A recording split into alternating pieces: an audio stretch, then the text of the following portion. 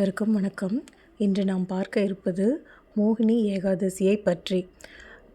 இது வைகாசி மாதம் சுக்லபக்ஷத்தில் வருகிறது. முன்னொரு காலத்தில் பத்ராவதி என்ற ஒரு நகரம் சரஸ்வதி நதியின் கரையில் இருந்தது. அங்கு திருத்திமான் என்ற அரசன் நல்லாட்சி புரிந்து வந்தான். அவனுடைய ஆட்சியில் தனபாலன் என்னும் மிகவும் சிறந்த வைசியன் ஒருவன் வாழ்ந்து வந்தான். அவன் தான புத்தி உடையவன், நல்ல பக்திமான். அவனுக்கு ஒரு புதல்வன் இருந்தான். அவனுக்கு திருஷ்ட புத்தி என்பது பெயர். ஆனால் அவன் மிகவும் கெட்டவனாக வாழ்ந்து வந்தான். அவனுடைய தந்தை அவனுக்கு பல புத்திகள் கூறியும் அதை ஏற்காமல் வீட்டை விட்டு வெளியேறினான். காட்டில் சென்று கொள்ளையடித்து வேட்டையாடி தன்னுடைய காலத்தை கழித்து வந்தான். ஆனால் அவனுடைய துஷ்ட புத்தி மட்டும் குறையவே இல்லை.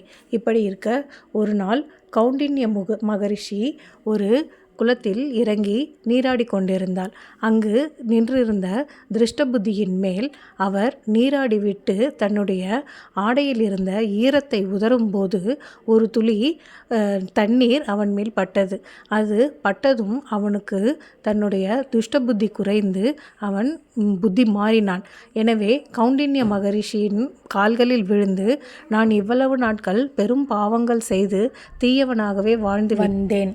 தாங்கள்தான் என்னை நல்வழிப்படுத்த வேண்டும், எனக்கு நற்கதி அடைவதற்குரிய வழியை காட்ட வேண்டும் என்று முனிவரை வேண்டினான்.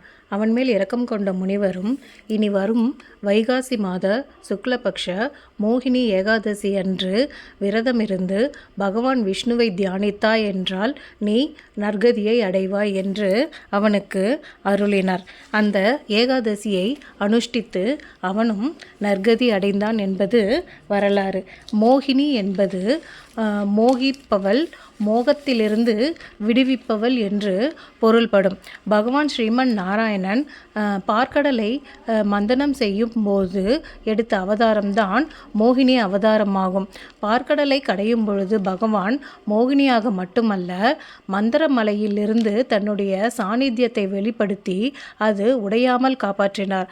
வாசுகி என்னும் பாம்பில் உள்ளிருந்து தன்னுடைய ஆற்றலை வெளிப்படுத்தி அது கயிற்றாக இழுக்கும்போது பாதுகாத்தார். தேவர்களின் பக்கத்தில் உபேந்திரன் என்னும் உருவத்தோடு கடலை கடைந்தார். அசுரர்களுக்கும் உள்ளிருந்து ஆற்றலை வழங்கினார், தேவர்களுக்கும் உள்ளிருந்து ஆற்றலை வழங்கினார்.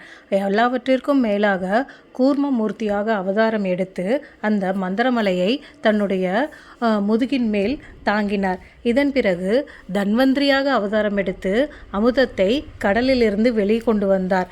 அதற்கும் மேலாக மோகினி அவதாரம் எடுத்து அந்த வெளிவந்த அமுதத்தை தேவர்களுக்கெல்லாம் பகிர்ந்தளித்தார்.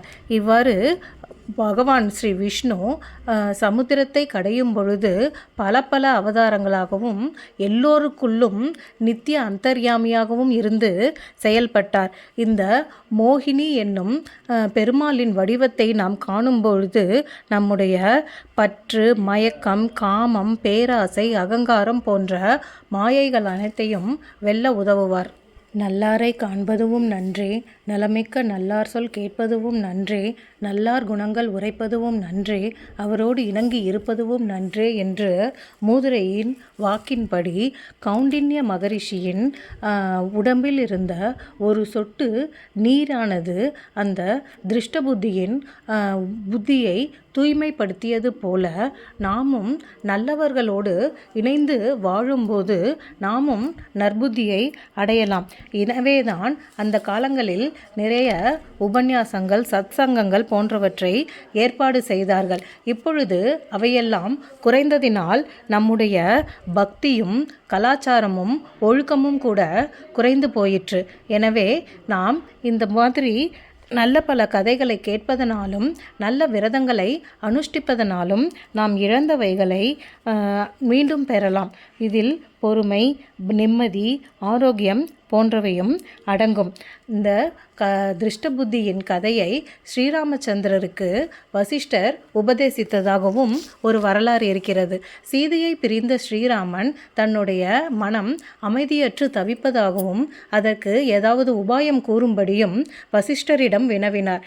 இந்த மோகினி ஏகாதசியை பற்றி எடுத்து கூறிய வசிஷ்டர், இந்த உபவாசத்தை தாங்களும் மேற்கொண்டால் தங்கள் மனம் அமைதி பெறும் என்று கூறினார். ஆழ்வார்களில் முதன்மையானவரான நம்மாழ்வார் அவதரித்தது இந்த வைகாசி மாதத்தில் உள்ள விசாக நட்சத்திர நாளன்று.